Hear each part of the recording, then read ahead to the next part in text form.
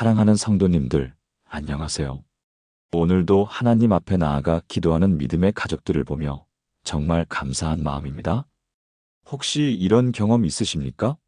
새벽 5시에 일어나 무릎을 꿇고 간절히 기도했는데 마음 한편으로는 정말 응답이 올까? 하는 의심이 드는 것 말입니다. 분명히 믿음으로 기도했다고 생각했는데 오히려 상황이 더 악화되거나 아무런 변화가 없어서 당황스러운 적 있으시지요? 어떤 분들은 내가 기도를 잘못하나 하며 자책하기도 하고 하나님이 내 기도를 안 들으시나 하며 원망하기도 합니다.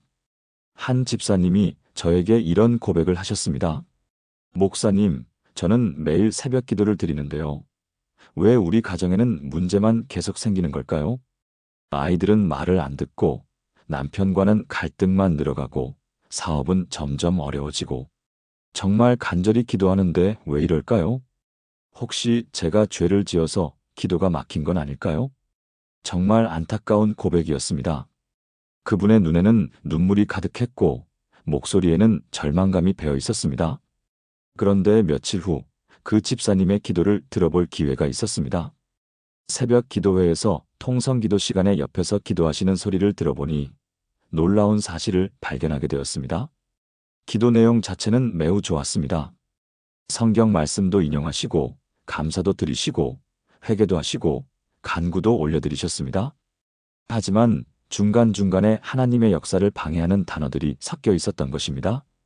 마치 맑은 샘물에 독을 한 방울씩 떨어뜨리는 것처럼 그 단어들이 기도의 능력을 무너뜨리고 있었습니다.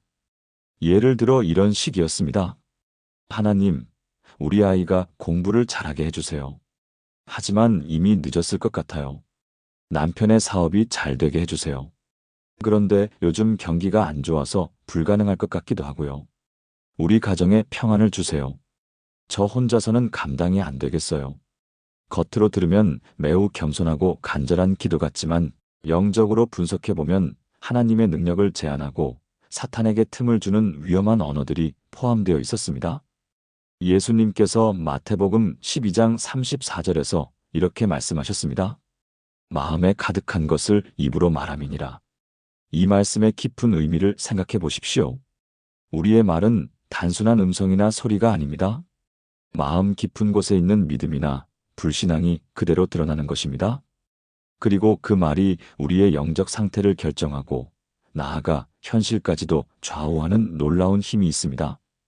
특히 하나님 앞에 드리는 기도에서 사용하는 단어들은 더욱 중요합니다. 왜냐하면 기도는 하나님과의 직접적인 소통이기 때문입니다. 하나님께서 우리의 마음을 들여다보시는 것은 물론이지만 우리가 입으로 고백하는 말을 통해서도 우리의 믿음의 상태를 판단하십니다. 야고보서 3장 2절에서 이렇게 말씀하십니다. 우리가 다 실수가 많으니 만일 말에 실수가 없는 자라면 곧 온전한 사람이라. 말의 중요성을 강조하신 말씀입니다. 우리의 영적 성숙도가 말을 통해 드러난다는 뜻이기도 합니다. 그리고 바로 다음 구절인 3절부터 6절까지 보면 더욱 놀랍습니다. 우리가 말들의 입에 재갈 물리는 것은 우리에게 순종하게 하려 함이라. 그 온 몸도 돌이키느니라. 또 배를 보라 그렇게 크고 광풍에 밀려가는 것들을 지극히 작은 키로 사공의 뜻대로 돌이키나니 이와 같이 혀도 작은 지체로 돼 큰 것을 자랑하도다 보라. 얼마나 작은 불이 얼마나 많은 나무를 태우는가. 혀는 곧 불이요 불의의 세계라. 작은 혀가 큰 배를 돌이키는 키와 같고 작은 불이 큰 산을 태우는 것과 같다고 하셨습니다. 우리가 기도할 때 사용하는 작은 단어 하나가 우리 인생 전체의 방향을 바꿀 수 있다는 뜻입니다. 잠언 18장 21절에서도 이렇게 선포합니다. 죽고 사는 것이 혀의 힘에 달렸나니. 정말 놀라운 말씀입니다. 죽음과 생명이 우리가 하는 말에 달려 있다는 것입니다. 이것은 과장이 아닙니다. 실제로 우리가 무엇을 말하느냐에 따라 축복과 저주가 갈리고 성공과 실패가 결정되고 건강과 질병이 좌우됩니다. 특히 기도에서 사용하는 언어는 더욱 중요합니다. 왜냐하면 기도는 영적인 세계에 직접적인 영향을 미치기 때문입니다. 사탄은 이것을 너무나 잘 알고 있습니다. 그래서 우리의 기도를 방해하기 위해 교묘하게 우리의 입에 잘못된 단어들을 올려놓습니다. 겉으로는 아무것도 아닌 것 같은 평범한 단어들이지만 영적으로는 하나님의 역사를 막는 거대한 벽이 되는 것입니다. 예를 들어 불가능이라는 단어를 생각해 보십시오. 일상 대화에서는 그냥 어렵다는 의미로 사용하지만 기도에서 사용하면 하나님의 전능하심을 부인하는 심각한 불신앙의 표현이 됩니다. 포기라는 단어도 마찬가지입니다. 평상시에는 그만두다라는 뜻이지만 기도에서 사용하면 하나님의 신실하심을 의심하고 사탄에게 항복한다는 신호가 됩니다. 이런 단어들이 우리 기도에 들어가는 순간 마치 전기회로에 합선이 일어나는 것처럼 하나님의 능력이 차단됩니다. 하나님께서는 우리의 불신앙을 억지로 극복하시지 않습니다. 우리의 믿음의 고백을 기다리십니다. 히브리서 11장 6절에서 이렇게 말씀하십니다. 믿음이 없이는 하나님을 기쁘시게 하지 못하나니 하나님께 나아가는 자는 반드시 그가 계신 것과 또한 그가 자기를 찾는 자들에게 상 주시는 이심을 믿어야 할지니라. 믿음 없이는 하나님을 기쁘시게 할 수 없다고 하셨습니다. 그리고 그 믿음은 우리의 고백을 통해 표현됩니다. 로마서 10장 10절에서 이렇게 말씀하십니다. 사람이 마음으로 믿어 의에 이르고 입으로 시인하여 구원에 이르느니라. 마음으로 믿는 것도 중요하지만 입으로 시인하는 것도 똑같이 중요합니다. 우리가 입으로 무엇을 고백하느냐가 구원에까지 영향을 미친다는 뜻입니다. 오늘 하나님의 자녀들과 함께 나누고 싶은 것은 바로 이것입니다. 기도할 때 절대로 말하면 안 되는 7가지 단어들. 이 단어들을 사용하는 순간 우리도 모르게 사탄에게 문을 열어주고 하나님의 축복을 스스로 차단하게 됩니다. 하지만 반대로 이 7가지만 조심해도 성도님들의 기도가 완전히 달라질 것입니다. 하나님의 보좌 앞에 막힘없이 상달되고 놀라운 응답과 축복이 성도님들의 삶에 임할 것입니다. 하나님께서 기뻐 받으시는 기도, 응답받는 기도, 축복을 가져오는 기도의 비밀을 함께 발견하게 될 것입니다. 그렇다면 지금부터 그 7가지 단어들이 무엇인지, 왜 위험한지, 그리고 대신 무엇을 말해야 하는지 차근차근 함께 살펴보겠습니다. 여러분의 기도 생활이 완전히 새로워지는 놀라운 시간이 될 것입니다. 첫 번째로 기도할 때 절대 말하면 안 되는 단어는 바로 불가능입니다. 하나님, 이 문제는 정말 불가능해 보입니다. 이 상황은 불가능할 것 같아요. 불가능하지만 기도드립니다. 인간적으로는 불가능하니까 하나님께 맡깁니다. 이런 말들을 얼마나 자주 들어보셨습니까? 겉으로는 매우 겸손하고 영적인 것처럼 보입니다. 마치 자신의 한계를 인정하고 하나님의 도움을 구하는 것 같지만 실제로는 하나님의 전능하심을 부인하는 심각한 불신앙의 표현입니다. 왜냐하면 불가능이라는 단어 자체가 하나님의 존재를 무시하는 말이기 때문입니다. 하나님이 계시다면 불가능한 일이란 존재할 수 없습니다. 누가복음 1장 37절에서 천사가 마리아에게 한 말씀을 보십시오. 대저 하나님의 모든 말씀은 능하지 못하실 것이 없느니라. 이 말씀을 자세히 살펴보면 더욱 놀랍습니다. 능하지 못하실 것이 없다는 말은 단순히 할 수 있다는 의미가 아닙니다. 절대적으로 불가능한 것이 전혀 없다는 강력한 선언입니다. 이 말씀의 배경을 자세히 보시겠습니까? 마리아는 처녀였습니다. 인간의 상식으로는 정말 불가능한 일이었습니다. 의학적으로도 생물학적으로도 모든 면에서 말이 안 되는 상황이었습니다. 당시 사회에서는 미혼모가 된다는 것이 사형에 해당하는 중죄였습니다. 마리아 입장에서는 목숨을 걸어야 하는 일이었습니다. 하지만 천사는 불가능이라는 단어를 단 한 번도 사용하지 않았습니다. 오히려 하나님께는 불가능한 것이 없다고 분명히 선포했습니다. 그리고 마리아도 어떻게 반응했습니까? 누가복음 1장 38절입니다. 마리아가 이르되 주의 여종이오니 말씀대로 내게 이루어지이다. 말씀대로 이루어지이다.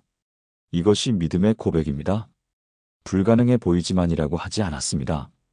말씀대로 이루어지이다라고 선포했습니다. 그 결과 예수님이 이 땅에 오실 수 있었던 것입니다. 만약 마리아가 그건 불가능해요라고 말했다면 어떻게 되었을까요? 구원의 역사 자체가 막혔을 것입니다. 하나의 단어가 인류 역사를 바꾼 것입니다. 창세기를 보면 아브라함과 사라의 이야기도 나옵니다. 하나님께서 아브라함에게 내년 이맘때 사라가 아들을 낳을 것이다라고 약속하셨습니다. 그때 사라의 나이가 90세였습니다. 아브라함은 100세였습니다. 사라는 그 말을 듣고 속으로 웃었습니다. 창세기 18장 12절입니다. 사라가 속으로 웃고 이르되 내가 노쇠하였고 내 주인도 늙었으니 내게 무슨 즐거움이 있으리요. 그때 하나님께서 뭐라고 하셨습니까? 창세기 18장 14절입니다. 여호와께 능하지 못한 일이 있겠느냐 기한이 이를 때에 내가 내게로 돌아오리니 사라에게 아들이 있으리라. 하나님은 불가능이라는 개념 자체를 거부하셨습니다. 여호와께 능하지 못한 일이 있겠느냐? 이것은 반문법으로 절대로 그런 일은 없다는 강력한 부정의 의미입니다. 그리고 실제로 이삭이 태어나는 기적이 일어났습니다. 로마서 4장 19절부터 21절까지 보면 아브라함의 믿음에 대해 이렇게 기록되어 있습니다. 그가 100세나 되어 자기 몸이 죽은 것 같고 사라의 태가 죽은 것 같음을 알고도 믿음이 약하여지지 아니하고 믿지 못함으로 하나님의 약속을 의심하지 아니하고 믿음으로 견고하여져서 하나님께 영광을 돌리며 약속하신 그것을 또한 능히 이루실 줄을 확신하였느니라. 능히 이루실 줄을 확신하였느니라. 아브라함은 상황이 아무리 불가능해 보여도 능히 이루실 줄 확신했다고 기록되어 있습니다. 불가능하지만 믿습니다가 아니라 능히 이루실 줄 확신합니다였습니다. 이것이 하나님이 기뻐 받으시는 믿음의 고백입니다. 지금 성도님들의 상황이 아무리 어려워 보여도 불가능이라는 단어를 사용하는 순간 성도님들 스스로가 하나님의 역사에 제한을 두는 것입니다. 실제로 제가 목회하면서 경험한 일입니다. 한 권사님이 아들의 취업 문제로 2년째 고민하고 계셨습니다. 아들이 명문대를 졸업했지만 취업이 전혀 되지 않았습니다. 수백 군데에 지원했지만 서류 전형에서 계속 떨어지기만 했습니다. 그분이 기도하는 것을 들어보니 이런 말씀을 하고 계셨습니다. 하나님, 요즘 취업이 너무 힘들어서 불가능해 보여요. 청년 실업률이 이렇게 높은데 우리 아이만 취업이 될까요? 불가능해 보이지만 그래도 기도드립니다. 제가 그분께 말씀드렸습니다. 권사님, 혹시 기도하실 때 불가능이라는 단어를 자주 사용하지 않으세요? 네, 그런 것 같기도 해요. 워낙 상황이 어려우니까요. 권사님, 그 단어가 문제입니다. 하나님께는 불가능한 일이 없는데 우리가 불가능하다고 하면 하나님의 능력을 제한하는 것입니다. 그래서 함께 기도 제목을 바꾸어 보았습니다. 하나님께는 능하지 못할 일이 없으니 하나님의 때에 최고의 직장을 주실 줄 믿습니다. 하나님께서 예비하신 그 자리로 우리 아들을 인도해 주시옵소서. 그분이 기도의 언어를 바꾸신 지 정확히 한 달 만에 정말 놀라운 일이 일어났습니다. 아들이 그동안 지원했던 곳보다 훨씬 좋은 대기업에 합격한 것입니다. 그것도 경쟁률이 300대 1이었던 곳이었습니다. 처음에는 서류 전형도 통과하지 못했는데 갑자기 면접 기회가 주어졌고 3차 면접까지 모두 통과해서 최종 합격했습니다. 나중에 그 권사님이 감격해서 말씀하셨습니다. 목사님, 정말 신기해요. 기도의 말만 바꾸었는데 이런 일이 일어나다니요. 불가능이라는 말이 정말 하나님의 역사를 맡고 있었나 봐요. 하나님은 우리의 믿음의 고백을 기다리고 계십니다. 예레미야 32장 17절에서 예레미야는 이렇게 고백했습니다. 슬프다 주 여호와여 주께서 주의 큰 능력과 펼친 팔로 천지를 지으셨으니 주에게는 할 수 없는 일이 없나이다. 할 수 없는 일이 없나이다. 바로 이런 고백이 하나님의 마음을 움직입니다. 다니엘서 3장을 보면 사드락과 메삭과 아벳느고가 풀무불에 던져지는 상황에서도 이렇게 고백했습니다. 다니엘 3장 17절부터 18절입니다. 우리가 섬기는 우리 하나님이 우리를 극렬히 타는 풀무불에서 능히 건져내시겠고 왕의 손에서도 건져내시리이다. 그렇게 하지 아니하실지라도 왕이여 우리가 왕의 신들을 섬기지도 아니하고 왕께서 세우신 금 신상에게 절하지도 아니할 줄을 아옵소서. 능히 건져내시겠고 그들은 불가능해 보이는 상황에서도 불가능이라는 말을 하지 않았습니다. 오히려 하나님이 능히 건져내실 것이라고 선포했습니다. 그 결과 정말로 풀무불에서 건져짐을 받았습니다. 뿐만 아니라 풀무불 속에서 네 번째 사람이 함께하는 기적까지 경험했습니다. 불가능이라는 말 대신 하나님께는 능하지 못할 일이 없습니다라고 고백하시기 바랍니다. 불가능해 보이지만이라는 말도 하지 마십시오. 하나님의 능력으로 모든 것이 가능합니다라고 선포하시기 바랍니다. 마태복음 19장 26절에서 예수님께서 말씀하신 것처럼 사람으로는 할 수 없으나 하나님으로는 다 하실 수 있느니라고 고백하시기 바랍니다. 그러면 하나님의 자녀들도 하나님의 놀라운 역사를 경험하게 될 것입니다. 불가능해 보이는 일들이 하나님의 능력으로 가능해지는 기적을 체험하게 될 것입니다. 두 번째로 기도할 때 절대 말하면 안 되는 단어는 포기입니다. 하나님, 이제 포기하고 싶어요. 정말 포기하고 싶지만 기도드려요. 포기할까 말까 고민돼요. 포기하지 않을 테니까 도와주세요. 이런 말들을 기도에서 사용하는 순간 우리는 사탄에게 나는 이제 지쳤으니 가져가라는 신호를 보내는 것입니다. 영적 전쟁에서 포기라는 단어는 항복 깃발을 흔드는 것과 같습니다. 사탄이 가장 기다리는 말이 바로 포기입니다. 갈라디아서 6장 9절에서 바울 사도는 이렇게 말씀하십니다.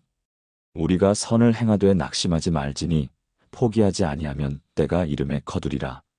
이 말씀을 자세히 살펴보시겠습니까? 포기하지 아니하면 때가 이름에 거두리라. 여기서 거두리라는 말은 농부가 추수할 때 사용하는 단어입니다. 씨를 뿌린 농부가 추수 때까지 포기하지 않고 기다리면 반드시 열매를 거둔다는 뜻입니다. 반대로 말하면 포기하는 순간 그동안의 모든 수고가 헛수고가 된다는 의미입니다. 이 말씀이 기록된 배경을 보면 갈라디아 교회 성도들이 극심한 박해와 어려움 가운데 있었습니다. 많은 사람들이 믿음을 포기하고 싶어 했습니다. 십자가의 복음을 전하다가 감옥에 갇히고 재산을 몰수당하고 심지어 목숨의 위협까지 받았습니다. 인간적으로 생각하면 이제 그만 포기하는 게 낫겠다고 생각할 만한 상황이었습니다. 하지만 바울은 포기하지 말라고 강력하게 권면했습니다. 때가 되면 반드시 거둘 것이다라고 격려했습니다. 실제로 그들이 포기하지 않았기 때문에 오늘날까지 갈라디아서가 우리에게 큰 은혜가 되고 있는 것입니다. 만약 그때 그들이 포기했다면 우리가 지금 이 말씀을 통해 은혜 받을 수 있었을까요? 기도는 영적인 전쟁입니다. 에베소서 6장 12절에서 이렇게 말씀하십니다. 우리의 씨름은 혈과 육을 상대하는 것이 아니요 통치자들과 권세들과 이 어둠의 세상 주관자들과 하늘에 있는 악의 영들을 상대함이라. 우리가 기도할 때 사탄과 그의 군대들이 우리를 방해합니다. 사탄의 가장 큰 전략은 우리로 하여금 포기하게 만드는 것입니다. 특히 응답이 늦어질 때, 문제가 더 커질 때, 상황이 더 악화될 때 사탄은 우리 귀에 속삭입니다. 이제 그만 포기해. 소용없어. 하나님도 너를 버리셨어. 다른 사람들은 금방 응답받는데 너만 이래. 포기하는 게 나을 거야. 이런 속삭임이 들릴 때가 바로 가장 위험한 순간입니다. 하지만 성경을 보면 하나님의 응답은 우리의 시간표가 아닌 하나님의 시간표에 따라 임합니다. 하박국 2장 3절에서 이렇게 말씀하십니다. 이 묵시는 정한 때가 있나니 그 종말을 향하여 달려가나니 거짓이 없으리라. 비록 더딜지라도 기다리라 지체되지 않고 정령 응하리라. 비록 더딜지라도 기다리라 지체되지 않고 정령 응하리라. 하나님의 응답이 늦어 보이는 것은 지체되는 것이 아니라 정확한 때를 기다리는 것입니다. 누가복음 18장에 나오는 불의한 재판관의 비유를 보십시오. 과부가 계속해서 재판관에게 찾아가 자신의 억울함을 호소했습니다. 재판관은 하나님도 두려워하지 않고 사람도 무시하는 악한 사람이었습니다. 처음에는 과부의 말을 들어주지 않았습니다. 두 번째도 무시했습니다. 세 번째, 네 번째도 마찬가지였습니다. 만약 과부가 이제 포기해야겠다고 생각했다면 어떻게 되었을까요? 하지만 과부는 포기하지 않고 계속 찾아갔습니다. 결국 재판관이 이렇게 말했습니다. 누가복음 18장 5절입니다. 이 과부가 나를 번거롭게 하니 내가 그 원한을 풀어주리라. 그렇지 않으면 늘 와서 나를 괴롭게 하리라. 포기하지 않는 끈기 때문에 결국 문제가 해결되었습니다. 예수님께서 이 비유를 통해 무엇을 말씀하고 싶으셨을까요? 18장 7절에서 이렇게 말씀하십니다. 하물며 하나님이 그 택하신 자들이 밤낮 부르짖는 것을 오래 참으사 듣지 아니하시겠느냐? 하나님은 불의한 재판관보다 훨씬 사랑이 많으신 분이십니다. 포기하지 않고 계속 기도하는 자녀들의 기도를 반드시 들어주십니다.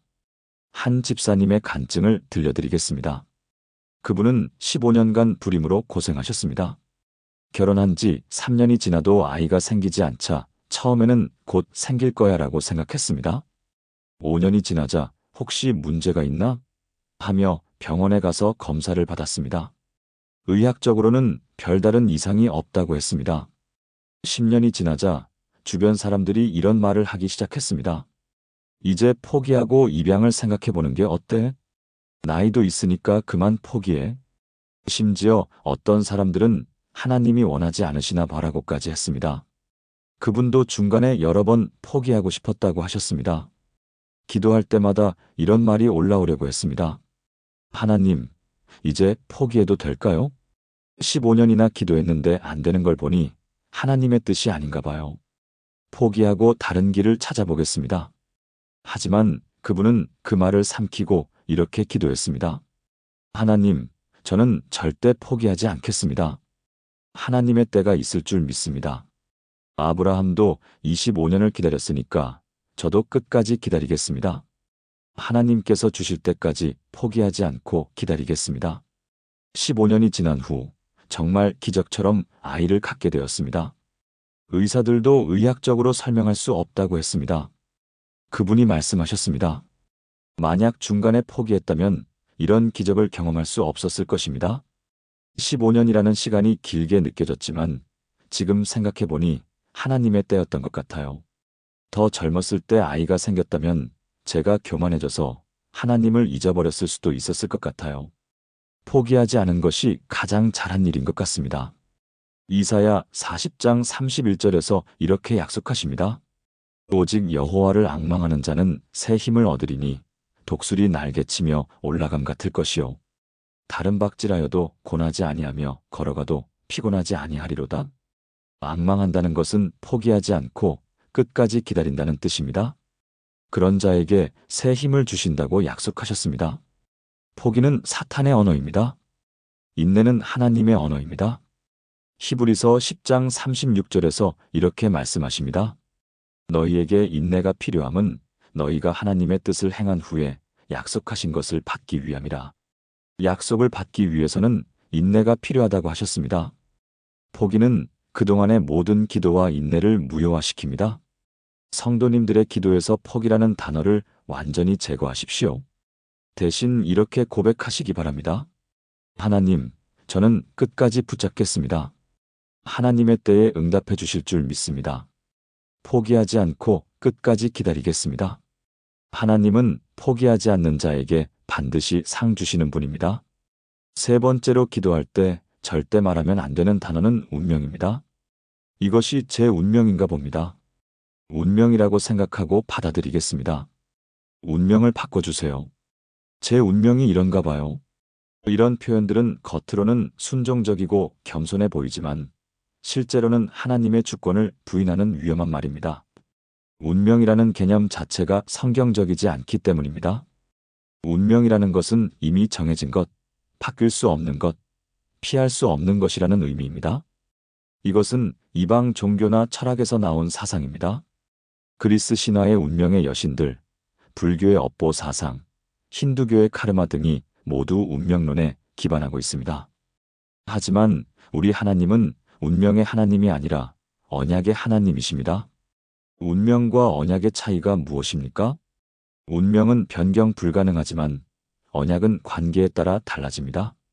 운명은 체념을 가져오지만 언약은 희망을 줍니다. 운명은 포기하게 만들지만 언약은 기도하게 만듭니다. 예레미야 29장 11절에서 하나님은 이렇게 말씀하십니다.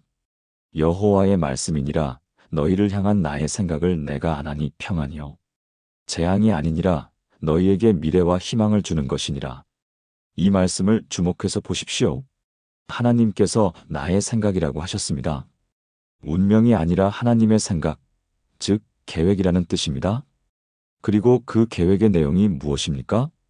평안이요 재앙이 아니니라 너희에게 미래와 희망을 주는 것이니라.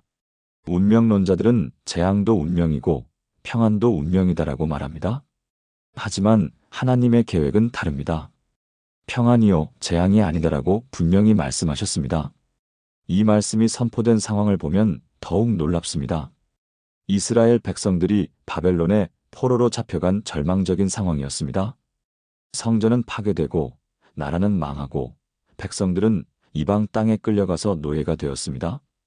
인간적으로 보면 정말 끝난 것 같았습니다. 누구든지 이제 이스라엘의 운명은 끝났다고 생각했을 것입니다. 하지만 하나님은 운명이라는 단어를 사용하지 않으셨습니다. 오히려 미래와 희망을 말씀하셨습니다. 운명이었다면 바뀔 수 없었겠지만 하나님의 계획이었기 때문에 70년 후에 그들을 고향으로 돌아오게 하셨습니다. 포로 생활도 성전 파괴도 나라의 멸망도 운명이 아니라 하나님의 계획 안에서 일어난 일이었습니다. 그리고 그 모든 것이 결국 그들의 유익을 위한 것이었습니다. 바벨론 포로기를 통해 이스라엘 백성들은 우상 숭배를 완전히 끊었고 하나님의 말씀을 더욱 사모하게 되었습니다. 만약 포로로 가지 않았다면 계속 우상을 섬겼을 것입니다. 하나님의 계획은 항상 우리의 최선을 위한 것입니다. 로마서 8장 28절에서 이렇게 약속하십니다. 우리가 알거니와 하나님을 사랑하는 자, 곧 그의 뜻대로 부르심을 입은 자들에게는 모든 것이 합력하여 선을 이루느니라. 모든 것이 합력하여 선을 이룬다. 이것은 운명론과 완전히 다른 개념입니다.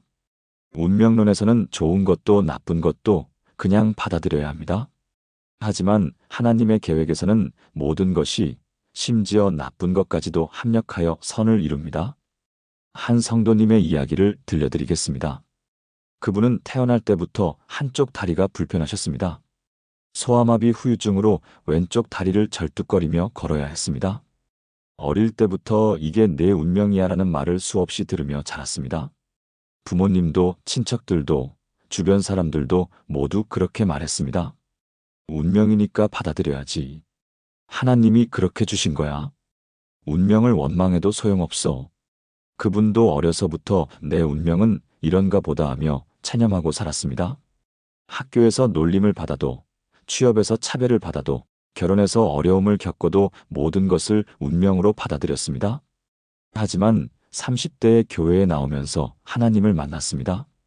처음에는 기도할 때도 이렇게 했습니다. 하나님, 이것이 제 운명입니다. 이 운명을 받아들이고 살겠습니다. 운명을 바꿔달라고 하지 않을게요. 그런데 어느 날 새벽 기도회에서 목사님의 설교를 들으며 깨달았습니다. 운명이 아니라 하나님의 계획이 있구나. 로마서 8장 28절 말씀을 들으며 마음에 큰 감동이 왔습니다. 모든 것이 합력하여 선을 이루느니라. 아, 내 다리의 불편함도 하나님의 계획 안에 있구나. 이것도 선을 이루기 위한 하나님의 계획이구나. 그날부터 기도가 바뀌었습니다. 하나님, 이 몸의 연약함을 통해서도 하나님께 영광 돌리겠습니다. 이것이 저를 향한 하나님의 특별한 계획일 줄 믿습니다. 이 약함으로 오히려 강함을 경험하게 해주세요. 이 불편함을 통해 더 많은 사람들을 도울 수 있게 해주세요. 그 후로 그분의 삶이 완전히 달라졌습니다. 장애인 복지 분야에서 공부를 시작해서 사회복지사가 되었습니다. 같은 아픔을 겪는 장애인들을 돕는 사역을 감당하게 되었고 수많은 사람들에게 희망을 주는 삶을 살고 계십니다. 전국 각지에서 강연 요청이 들어올 만큼 유명한 강사가 되셨습니다. 그분이 말씀하셨습니다. 만약 계속 운명이라고 생각했다면 이런 축복된 삶이 가능했을까요? 하나님의 계획은 정말 놀라워요. 제 다리가 불편한 것도 더 많은 사람들을 도우라는 하나님의 계획이었어요. 고린도후서 12장 9절에서 주님께서 바울에게 하신 말씀을 보십시오. 내 은혜가 내게 족하도다 이는 내 능력이 약한 데서 온전하여짐이라. 바울의 가시도 운명이 아니라 하나님의 계획이었습니다. 그 연약함을 통해 하나님의 능력이 더욱 크게 나타났습니다. 욥의 이야기도 마찬가지입니다. 욥이 모든 것을 잃었을 때 사람들은 욥의 운명이다라고 했을 것입니다. 친구들도 너가 죄를 지었으니까 이런 운명을 받은 거야라고 했습니다. 하지만 욥은 끝까지 하나님을 신뢰했습니다. 욥기 13장 15절에서 이렇게 고백했습니다. 그가 나를 죽이실지라도 나는 그를 의뢰하리니 운명을 받아들인 것이 아니라 하나님을 신뢰한 것입니다. 그 결과 이전보다 갑절의 복을 받게 되었습니다. 만약 욥이 이게 내 운명이야라고 체념했다면 이런 회복이 있었을까요? 에스더의 이야기를 보면 더욱 분명합니다. 에스더가 왕비가 된 것을 사람들은 운이 좋았다 또는 운명이었다고 생각했을 것입니다. 하지만 모르드게는 이렇게 말했습니다. 에스더 4장 14절입니다. 너가 왕후의 자리에 이른 것이 이때를 위함이 아닌지 누가 알겠느냐?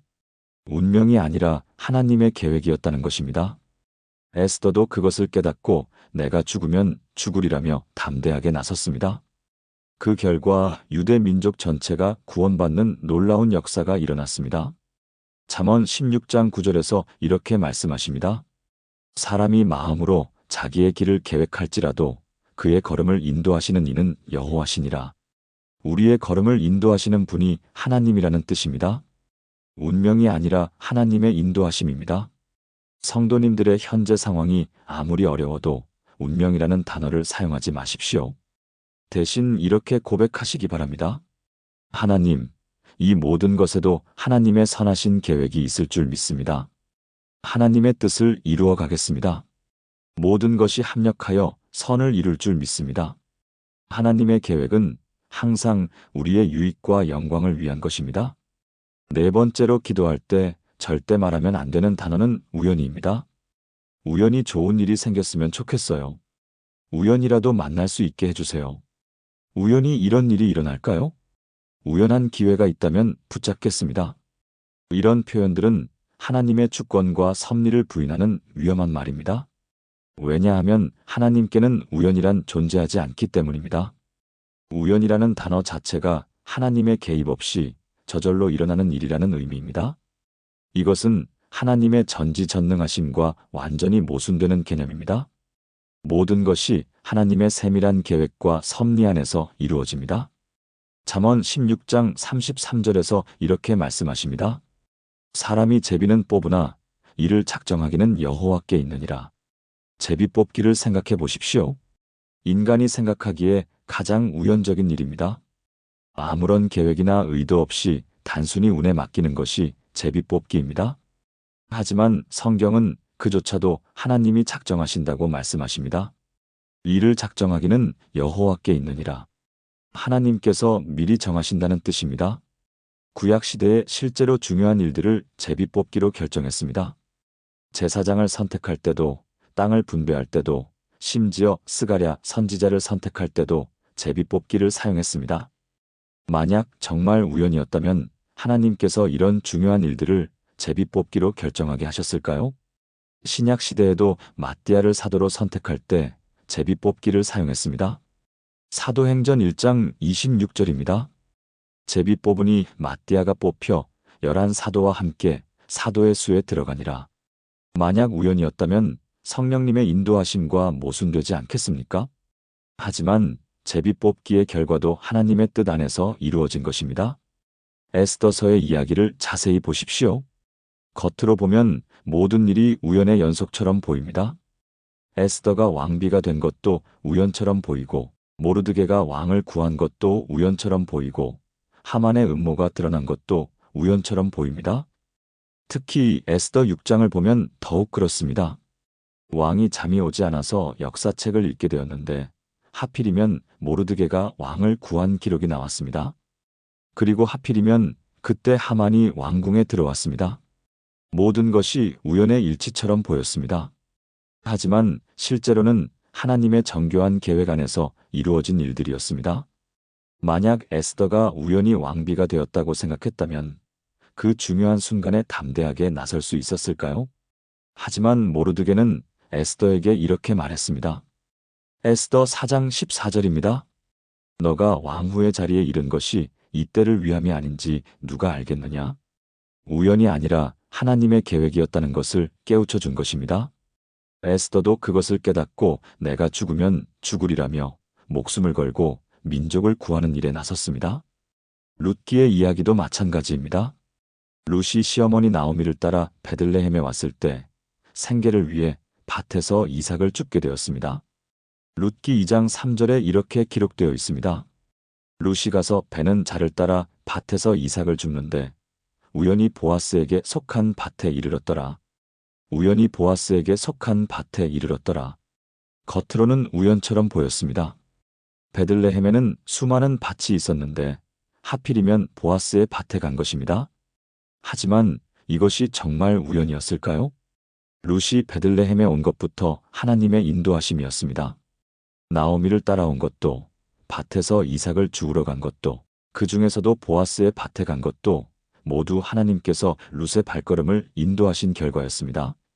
그 결과 룻과 보아스가 만나게 되고 결혼하게 되고 오벳을 낳고 오벳은 이새를 낳고 이새는 다윗을 낳게 됩니다. 결국 다윗의 증조 할머니가 되는 영광을 얻게 되었습니다. 뿐만 아니라 예수님의 족보에도 룻의 이름이 기록되어 있습니다. 마태복음 1장 5절입니다. 살몬은 라합에게서 보아스를 낳고 보아스는 룻에게서 오벳을 낳고 만약 정말 우연이었다면 이런 놀라운 일들이 일어날 수 있었을까요? 한 청년의 간증을 들려드리겠습니다.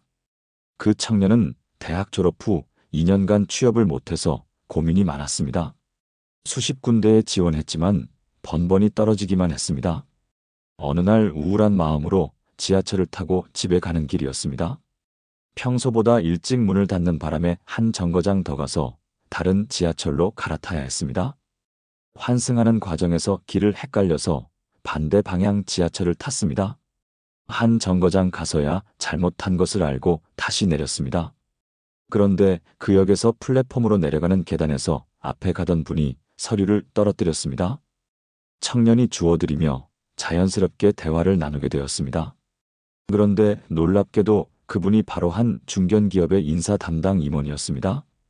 청년의 전공과 그 회사에서 찾는 인재상이 정확히 일치했습니다. 그분이 청년에게 관심을 보이며 연락처를 주셨습니다. 일주일 후 면접 기회를 주셨고 결국 그 회사에 취직하게 되었습니다. 처음에는 정말 우연히 좋은 일이 생겼다고 생각했습니다. 친구들에게도 우연히 만난 분 덕분에 취직했어라고 말했습니다. 가족들도 정말 우연히 운이 좋았네라고 했습니다. 하지만 교회에서 간증을 나누면서 깨달았습니다. 목사님께서 이렇게 말씀해 주셨습니다. 우연이 아니라 하나님의 섭리였구나. 생각해보니 정말 그랬습니다.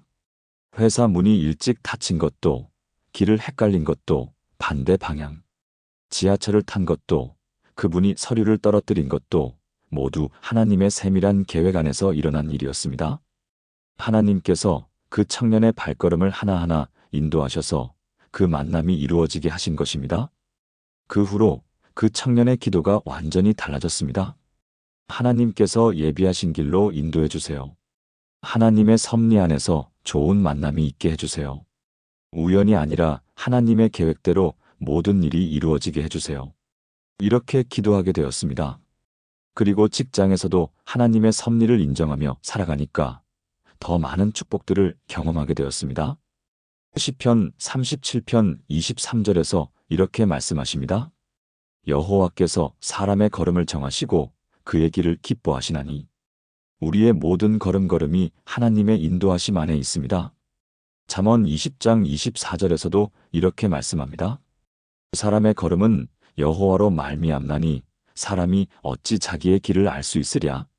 우리가 가는 길이 어디로 향하는지도 하나님만이 아십니다. 그런데 우연이라는 단어를 사용하는 것은 이 모든 하나님의 섭리를 무시하는 것입니다. 하나님의 세밀한 계획과 인도하심을 인정하지 않는 것입니다. 에베소서 1장 11절에서 이렇게 말씀하십니다.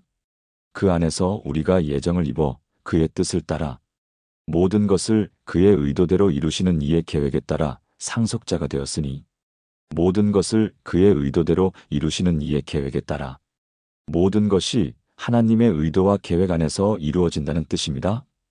우연은 존재하지 않습니다. 우연이라는 말은 하나님을 기도에서 제외시키는 말입니다. 모든 것을 하나님의 섭리로 바라보시기 바랍니다. 하나님께서 예비하신 길을 열어주세요. 하나님의 계획대로 만나게 해주세요. 하나님의 섭리 안에서 모든 일이 이루어지게 해주세요. 이렇게 기도할 때 하나님의 놀라운 역사를 경험하게 될 것입니다. 하나님의 섭리를 인정하는 기도가 하나님의 마음을 기쁘게 합니다. 5번째로 기도할 때 절대 말하면 안 되는 단어는 혼자입니다. 하나님, 저 혼자서는 안 되겠어요. 혼자 있으니까 너무 외로워요. 혼자서는 감당할 수 없어요. 혼자 남겨두지 마세요. 이런 표현들은 항상 우리와 함께 하시는 하나님의 임재를 부인하는 위험한 말입니다. 성경에서 하나님께서 가장 자주 하시는 약속 중 하나가 내가 너와 함께 있겠다는 말씀입니다. 히브리서 13장 5절에서 하나님은 이렇게 약속하셨습니다. 내가 과연 너희를 버리지 아니하고 과연 너희를 떠나지 아니하리라. 이 약속을 자세히 살펴보면 더욱 놀랍습니다. 버리지 아니하고는 절대로 포기하지 않겠다는 강한 의지를 나타내는 말입니다. 떠나지 아니하리라는 영원히 곁을 지키겠다는 영구적인 약속입니다. 이 약속은 구약시대부터 하나님의 백성들에게 주신 변하지 않는 약속입니다. 여호수아가 모세의 뒤를 이어 이스라엘을 이끌어야 했을 때도 같은 약속을 받았습니다. 여호수아 1장 5절입니다. 네 평생에 너를 능히 대적할 자가 없으리라. 내가 모세와 함께 있었던 것 같이 너와도 함께 있을 것이니 너를 떠나지 아니하며 버리지 아니하리라. 그때 여호수아의 상황을 생각해 보십시오. 120세까지 살며 이스라엘을 40년간 인도한 위대한 지도자 모세가 세상을 떠났습니다. 여호수아는 그 거대한 빈자리를 채워야 했습니다. 앞에는 가나안 정복이라는 불가능해 보이는 과업이 기다리고 있었습니다. 7개 민족, 31개 왕국을 상대해야 했습니다. 인간적으로 보면 정말 혼자서는 감당할 수 없는 일들이었습니다. 하지만 하나님은 내가 너와 함께 있을 것이니라고 약속하셨습니다. 그 약속을 믿고 여호수아는 담대하게 가나안 정복에 나섰습니다. 그 결과 혼자가 아니라 하나님과 함께 가나안을 정복할 수 있었습니다. 야곱이 형 에서를 피해 밧다나람으로 도망갈 때도 마찬가지였습니다. 창세기 28장 15절에서 하나님께서 이렇게 약속하셨습니다. 내가 너와 함께 있어 너가 어디로 가든지 너를 지키며 너를 이끌어 이 땅으로 돌아오게 할지라. 내가 내게 허락한 것을 다 이루기까지 너를 떠나지 아니하리라. 야곱은 빈손으로 고향을 떠나야 했습니다. 형에게 죽임을 당할 위험 때문에 혼자 도망쳐야 했습니다. 첫날 밤 돌을 베개로 삼고 노숙을 해야 할 만큼 처참한 상황이었습니다. 하지만 하나님께서 내가 너와 함께 있어라고 약속해 주셨습니다. 그 약속을 붙잡고 20년간 타향에서 살았습니다. 결국 큰 부자가 되어 고향으로 돌아올 수 있었습니다. 다윗이 사울에게 쫓겨 도망 다닐 때도 그랬습니다. 사무엘상 23장 14절에서 이렇게 기록되어 있습니다.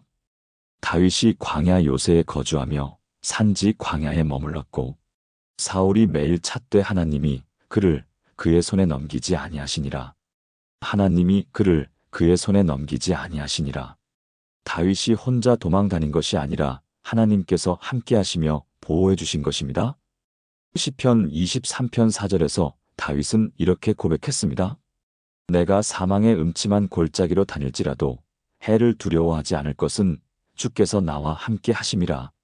다윗이 가장 절망적이고 외로운 순간에도 주께서 나와 함께 하신다고 고백했습니다. 혼자서는 무서워요가 아니라 주께서 함께 하시니 두렵지 않습니다였습니다.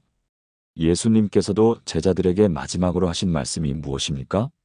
마태복음 28장 20절입니다. 볼지어다 내가 세상 끝날까지 너희와 항상 함께 있으리라. 세상 끝날까지 항상 함께 있으리라. 이것은 시간적으로도 공간적으로도 완전한 동행의 약속입니다. 예수님은 승천하셨지만 성령님을 통해 지금도 우리와 함께 계십니다. 요한복음 14장 16절에서 이렇게 약속하셨습니다. 내가 아버지께 구하겠으니 그가 또 다른 보혜사를 너희에게 주사 영원토록 너희와 함께 있게 하리니. 성령님은 또 다른 보혜사이십니다. 예수님처럼 우리와 함께 계시는 분이라는 뜻입니다. 그런데 우리가 혼자라고 말하는 것은 이 모든 약속을 무시하는 것입니다. 하나님의 임재를 부인하는 것입니다. 한 할머니의 이야기를 들려드리겠습니다. 그분은 올해 82세로 남편이 3년 전에 하나님의 부르심을 받으셨습니다.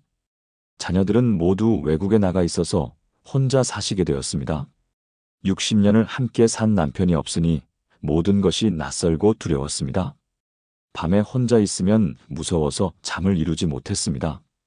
처음에는 기도할 때도 이렇게 하셨습니다. 하나님, 저 혼자서는 안 되겠어요. 너무 외롭고 무서워요. 혼자 어떻게 살아가야 할지 모르겠어요. 혼자 남겨두지 마세요. 그런데 어느 날 새벽 기도 중에 성령님께서 깨달음을 주셨습니다. 조용히 기도하고 있는데 마음 깊은 곳에서 음성이 들렸습니다. 너가 혼자가 아니다. 내가 항상 너와 함께 있다. 나는 너를 버리지도 떠나지도 않겠다. 그 순간 할머니의 마음에 큰 평안이 임했다고 하셨습니다. 눈물이 줄줄 흘러내렸는데 그것은 슬픔의 눈물이 아니라 감사의 눈물이었습니다. 그날부터 기도가 완전히 바뀌었습니다. 하나님, 저와 함께 해주셔서 감사합니다. 하나님과 함께라면 무엇이든 할 수 있습니다. 외롭지 않습니다. 하나님께서 제 곁에 계시니까요. 놀랍게도 그 할머니의 삶이 완전히 달라졌습니다. 외로움이 사라지고 오히려 혼자 사는 시간이 하나님과의 깊은 교제의 시간이 되었습니다. 새벽에는 2시간씩 기도하고 낮에는 성경을 3장씩 읽고 저녁에는 찬양하는 시간을 가지셨습니다. 그런 삶을 사시니까 마음에 큰 평안과 기쁨이 왔다고 하셨습니다. 밤에도 무섭지 않고 오히려 하나님과 더 가까워지는 느낌이 든다고 하셨습니다. 지금은 같은 처지의 다른 할머니들을 위로하는 사역을 감당하고 계십니다. 혼자 사는 게 외롭지 않아요. 하나님이 계시거든요. 이렇게 간증하시면서 많은 분들에게 희망을 주고 계십니다. 시편 68편 6절에서 이렇게 말씀하십니다. 하나님이 고독한 자를 가정에 두시며 하나님은 외로운 자들을 그냥 두지 않으십니다. 영적인 가정, 믿음의 공동체에 두시고 위로해 주십니다. 이사야 41장 10절에서도 이렇게 약속하십니다. 두려워하지 말라. 내가 너와 함께함이니라. 놀라지 말라. 나는 내 하나님이 됨이니라. 함께함이니라는 현재 진행형입니다. 지금 이 순간에도 하나님이 우리와 함께 계시다는 뜻입니다. 엘리야 선지자도 갈멜산에서 승리한 후 이세벨의 위협에 두려워하며 도망갔습니다. 그때 나만 남았나이다라고 절망했습니다. 하지만 하나님께서 뭐라고 하셨습니까? 열왕기상 19장 18절입니다. 그러나 내가 이스라엘 가운데에 7,000명을 남겨두리니 엘리야가 혼자가 아니었습니다. 하나님께서 함께 하시고 또 7,000명의 동역자들도 있었습니다. 신약 시대의 바울도 마찬가지였습니다. 디모데후서 4장 17절에서 이렇게 고백했습니다. 주께서 내 곁에 서서 나에게 힘을 주사 나로 말미암아 선포가 온전히 이루어져 모든 이방인이 듣게 하셨으니 내가 사자의 입에서 건짐을 받았느니라. 모든 사람이 바울을 떠났지만 주께서 내 곁에 서서라고 고백했습니다. 하나님의 자녀들이 아무리 외롭고 힘든 상황에 있어도 혼자라는 단어를 사용하지 마십시오. 대신 이렇게 고백하시기 바랍니다. 하나님께서 저와 함께 하시니 넉넉히 이길 수 있습니다. 하나님과 함께하는 저는 혼자가 아닙니다. 하나님의 임재 안에서 평안합니다. 하나님과 함께하는 한 사람이 혼자인 1,000명보다 강합니다. 6번째로 기도할 때 절대 말하면 안 되는 단어는 늦었다입니다. 하나님, 이제 너무 늦었어요. 늦었지만 기도드려요.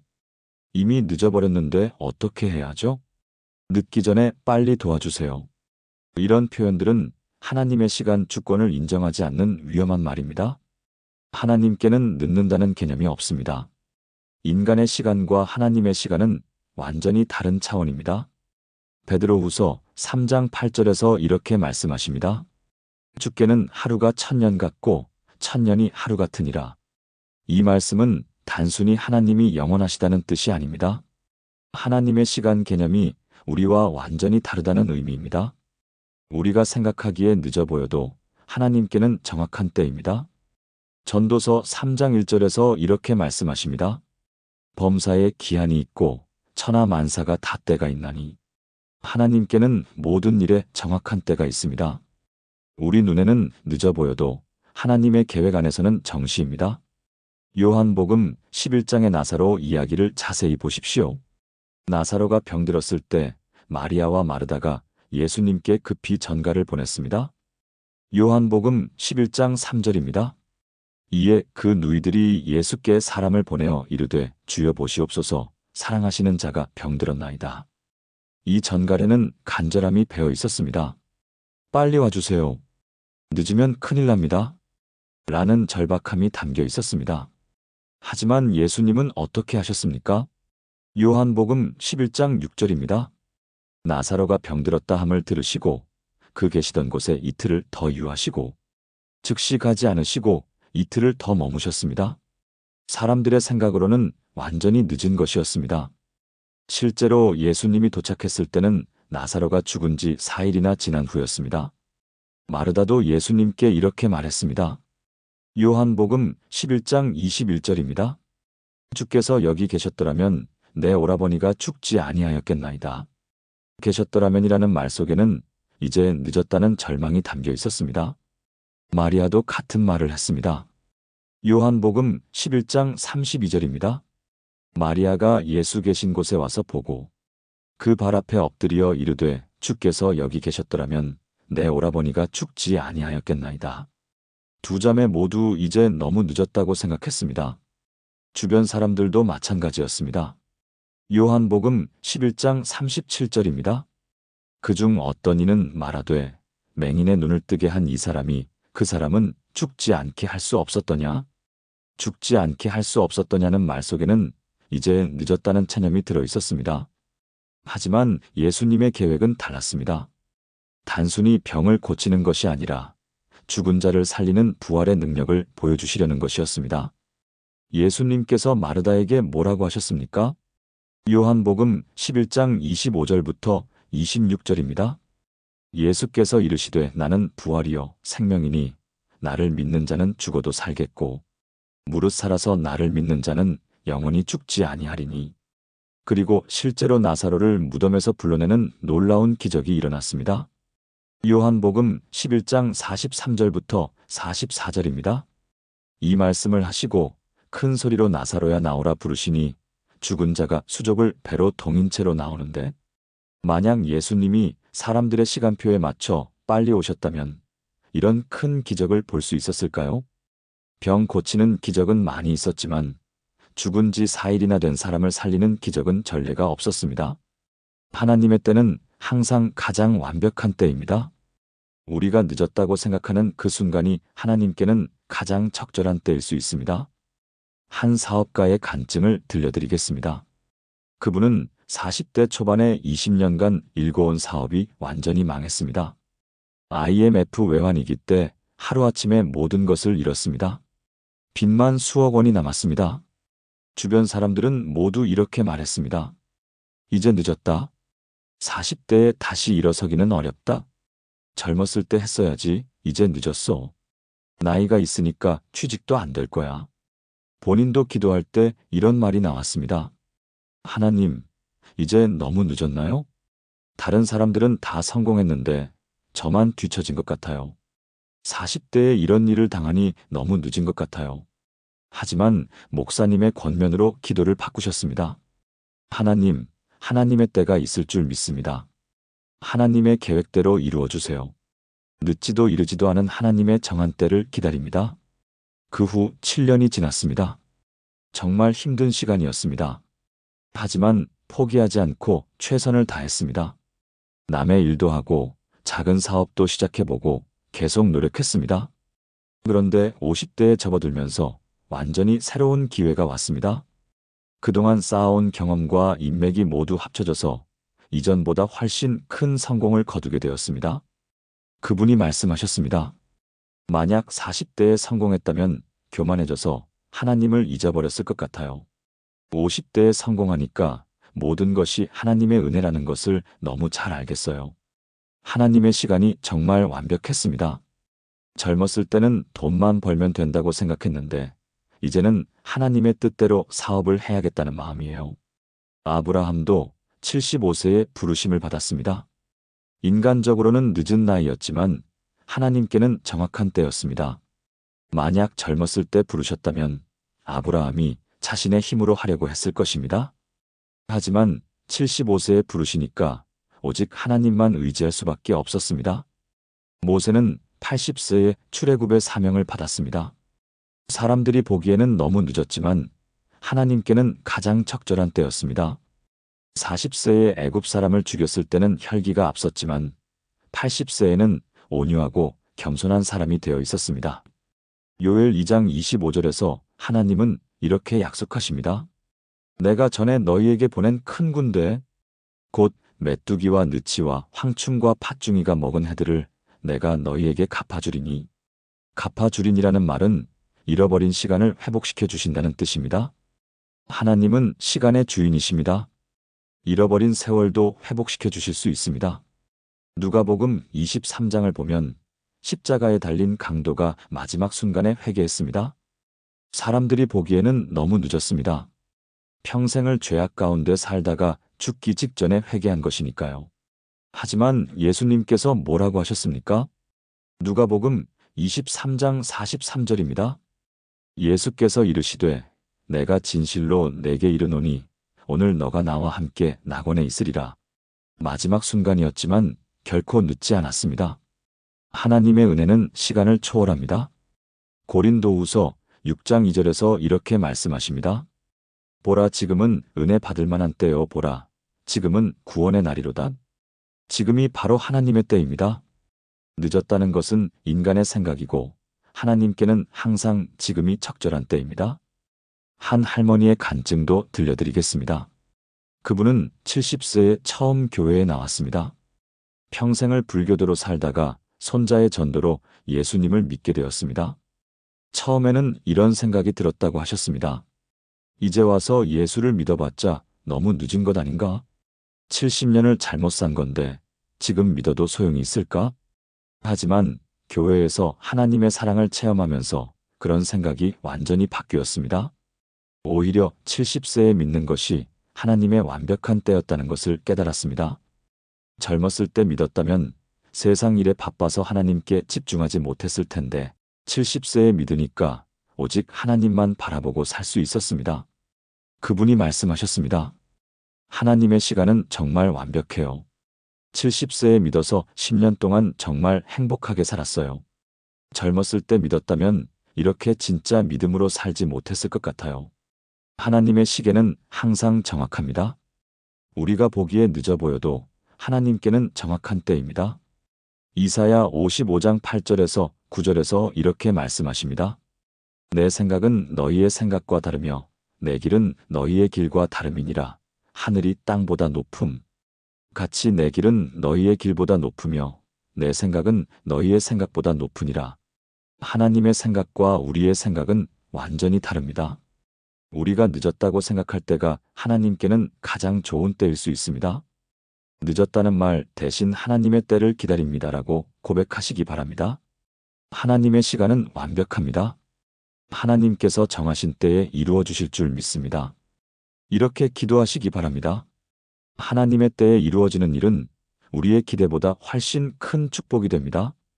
마지막 7번째로 기도할 때 절대 말하면 안 되는 단어는 안 될 거야입니다. 하나님, 아마 안 될 것 같아요. 안 될 것 같지만 기도드려요. 정말 안 될 거야 라는 생각이 들어요. 이번에도 안 될 것 같은데요. 이런 표현들은 하나님의 능력을 제한하고 믿음을 무너뜨리는 가장 위험한 말입니다. 우리의 하나님은 안 되는 일이 없으신 분입니다. 누가복음 18장 27절에서 예수님께서 이렇게 말씀하셨습니다.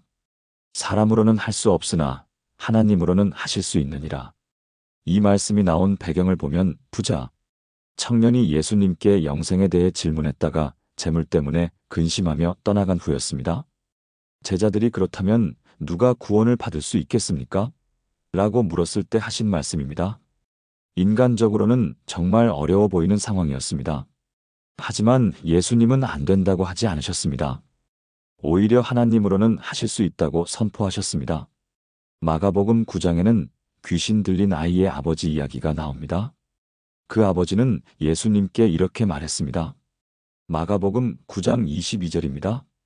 할 수 있거든 우리를 불쌍히 여기사 도와주옵소서. 할 수 있거든이라는 말에는 의심이 섞여 있었습니다. 마음속으로는 아마 안 될 거야 라고 생각하고 있었던 것입니다. 아이가 어려서부터 귀신에 들려서 수없이 물과 불에 던져졌는데 아무도 고칠 수 없었기 때문입니다.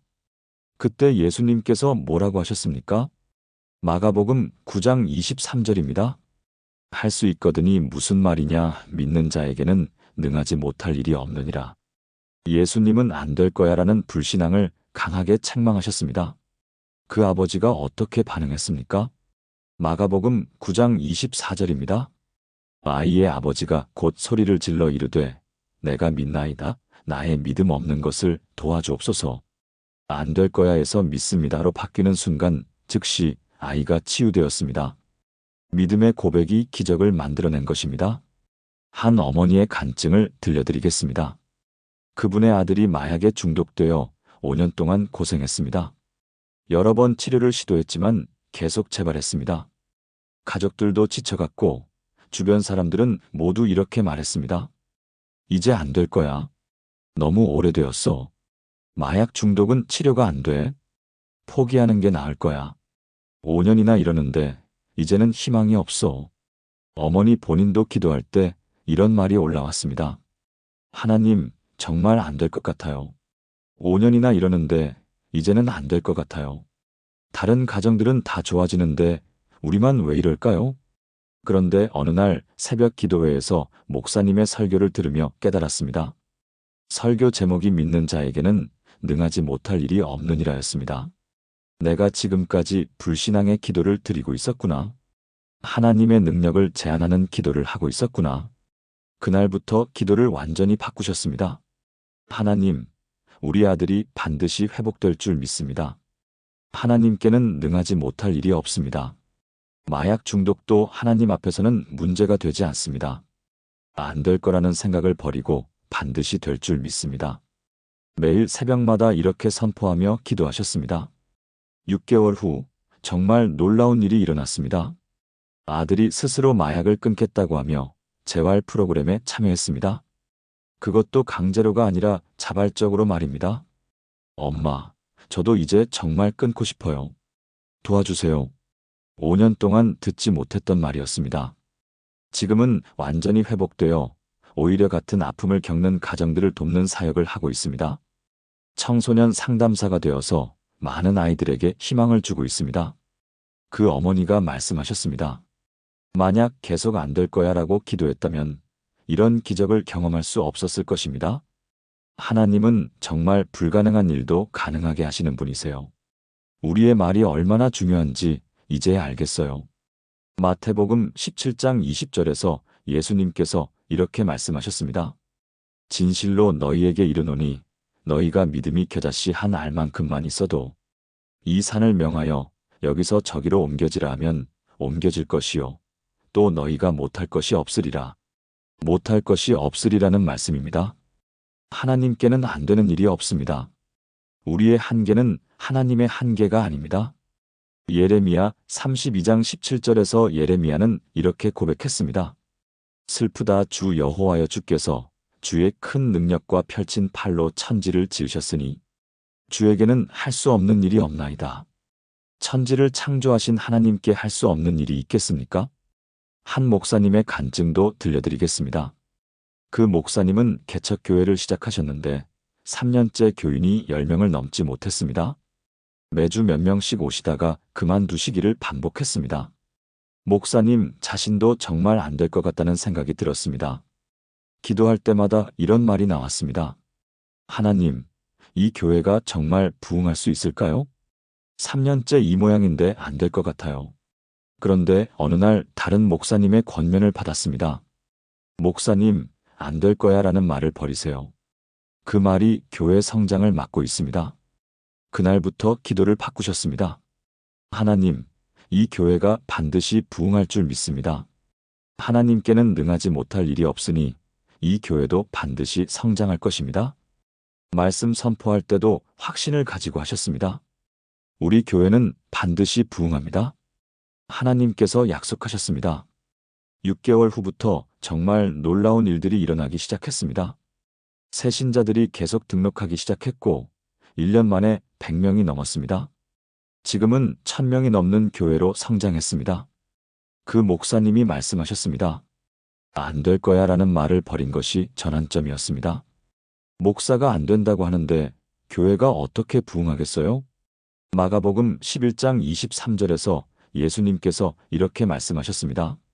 내가 진실로 너희에게 이르노니 누구든지 이 산 떨어 들리어 바다에 던져지라 하며 그 말하는 것이 이루어질 줄 믿고 마음에 의심하지 아니하면 그대로 될 것이니라.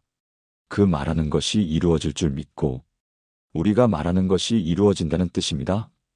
그런데 안 될 거야 라고 말하면 정말로 안 되는 것입니다. 반대로 반드시 될 것입니다 라고 말하면 정말로 되는 것입니다. 창세기 1장을 보십시오. 하나님께서 세상을 창조하실 때 어떻게 하셨습니까? 빛이 있으라 하시니 빛이 있었고 궁창이 있으라 하시니 궁창이 있었습니다. 하나님의 말씀에는 창조의 능력이 있습니다. 우리는 하나님의 형상으로 지음받았기 때문에 우리의 말에도 창조의 능력이 있습니다. 물론 하나님처럼 절대적이지는 않지만 분명히 우리의 현실을 바꾸는 힘이 있습니다. 특히 기도에서 하는 말은 더욱 큰 능력이 있습니다. 마무리 새로운 기도의 언어. 사랑하는 하나님의 자녀들, 지금까지 기도할 때 절대로 말하면 안 되는 7가지 단어에 대해 나누었습니다. 이 시간이 성도님들의 기도 생활에 얼마나 중요한 전환점이 될지 생각하니 가슴이 설렙니다. 다시 한번 정리해 보겠습니다. 첫째, 불가능 대신 하나님께는 능하지 못할 일이 없습니다. 둘째, 포기 대신 끝까지 붙잡겠습니다. 셋째, 운명 대신 하나님의 계획이 있습니다. 넷째, 우연히 대신 하나님께서 예비하신 길. 다섯째, 혼자 대신 하나님과 함께. 여섯째, 늦었다 대신 하나님의 때를 기다립니다. 일곱째, 안 될 거야 대신 반드시 될 줄 믿습니다. 이 7가지만 바꿔도 성도님들의 기도가 완전히 달라질 것입니다. 사탄이 성도님들의 입에 올려놓는 부정적인 단어들을 거부하고 하나님의 능력과 약속을 선포하는 믿음의 언어를 사용하시기 바랍니다. 야고보서 3장 10절에서 이렇게 말씀하십니다. 한 입에서 찬송과 저주가 나오는도다. 내 형제들아, 이것이 마땅하지 아니하니라. 우리의 입에서는 찬송과 믿음의 고백만 나와야 합니다. 잠언 18장 21절에서도 이렇게 말씀하십니다. 죽고 사는 것이 혀의 힘에 달렸나니 우리가 무엇을 말하느냐에 따라 죽음과 생명이 결정됩니다. 기도는 단순한 소원을 비는 것이 아닙니다. 하나님과의 영적인 대화요. 하나님의 능력을 불러오는 믿음의 선포입니다. 그러므로 우리의 기도 언어는 더욱 중요합니다. 히브리서 4장 12절에서 이렇게 말씀하십니다. 하나님의 말씀은 살아있고 활력이 있어 좌우의 날선 어떤 것보다도 예리하여. 하나님의 말씀에는 살아있는 능력이 있습니다. 우리가 하나님의 말씀에 근거해서 기도할 때 그 기도에도 살아있는 능력이 임합니다. 마태복음 18장 19절에서 예수님께서 이렇게 약속하셨습니다. 진실로 다시 너희에게 이르노니 너희 중에 2사람이 땅에서 합심하여 무엇이든지 구하면 하늘에 계신 내 아버지께서 그들을 위하여 이루어 주시리라. 합심하여 구하면 이루어 주시리라. 우리가 믿음으로 합심하여 기도할 때 하나님께서 응답해 주십니다. 그런데 한 사람은 됩니다라고 하고 다른 사람은 안 될 거야라고 한다면 어떻게 합심이 되겠습니까? 우리 모두가 같은 믿음의 언어로 기도해야 합니다. 마가복음 11장 24절에서 예수님께서 이렇게 말씀하셨습니다. 그러므로 내가 너희에게 말하노니 무엇이든지 기도하고 구하는 것은 받은 줄로 믿으라. 그리하면 너희에게 그대로 되리라. 받은 줄로 믿으라. 그리하면 그대로 되리라. 미래형이 아니라 현재형으로 믿으라는 말씀입니다. 언젠가 받을 것입니다가 아니라 이미 받았습니다라고 믿으라는 것입니다. 이것이 믿음의 기도입니다. 요한일서 5장 14절부터 15절에서도 이렇게 약속하십니다. 그를 향하여 우리가 가진 바 담대함이 이것이니 그의 뜻대로 무엇을 구하면 들으심이라. 우리가 무엇이든지 구하는 바를 들으시는 줄을 안지? 우리가 그에게 구한 그것을 얻은 줄을 또한 아느니라. 구한 그것을 얻은 줄을 아느니라. 과거형입니다. 이미 얻었다는 확신입니다. 이런 확신을 가지고 기도할 때 하나님의 놀라운 역사가 일어납니다. 오늘부터 이 7가지 단어들을 조심하면서 기도하시는 성도님들은 댓글에 믿음으로 고백합니다라고 남겨주세요. 그리고 이 말씀이 마음에 닿으셨다면 좋아요를 눌러주시고 더 많은 분들이 올바른 기도의 언어를 배울 수 있도록 공유해 주시기 바랍니다. 여러분 주변에도 기도의 응답을 받지 못해서 고민하는 분들이 계실 것입니다. 그분들에게 이 말씀을 나누어 주시기 바랍니다. 마지막으로 성도님들을 위해 축복 기도를 드리겠습니다. 사랑하는 하나님의 자녀들이 올바른 기도의 언어를 사용하여 하나님의 보좌 앞에 담대히 나아가며 하나님께서 예비하신 놀라운 축복과 기적들을 경험하게 하여 주옵소서. 성도님들의 입에서 나오는 모든 말이 믿음의 고백이 되고 그 고백을 통해 하나님의 능력이 나타나게 하여 주옵소서.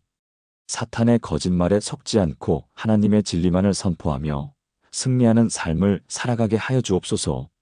불가능해 보이는 일들이 가능해지고 포기하고 싶은 일들이 끝까지 이루어지고 운명이라고 생각했던 것들이 하나님의 계획으로 바뀌게 하여 주옵소서. 우연한 일은 없고 모든 것이 하나님의 섭리 안에서 이루어지며 혼자가 아니라 하나님과 함께하는 동행의 삶이 되게 하여 주옵소서.